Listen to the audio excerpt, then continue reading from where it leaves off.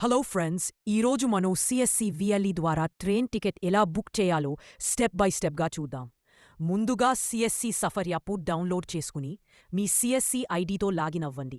Login టైంలో OTP వస్తుంది, దాన్ని ఎంటర్ చేయండి.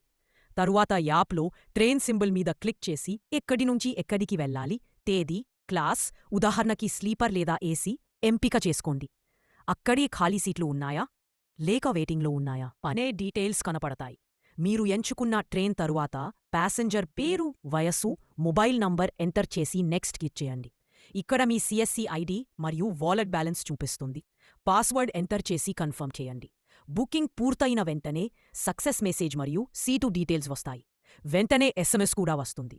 ఒక చిన్న టిప్: ఎప్పుడూ ఐఆర్సీటీసీ కన్ఫర్మేషన్ ఎస్ఎంఎస్ వచ్చిందో లేదో చెక్ చేయండి. అలాగే ప్యాసింజర్ ఐడి ప్రూఫ్ తప్పకుండా వెంట పెట్టుకోండి. ఇలా సిఎస్సి ద్వారా టికెట్ చాలా ఈజీగా బుక్ చేయవచ్చు. వీడియో చివరి వరకు చూసినందుకు థ్యాంక్స్. లైక్ చేయండి, షేర్ చేయండి. మరిన్ని యూస్ఫుల్ వీడియోల కోసం సబ్స్క్రైబ్ చేయండి.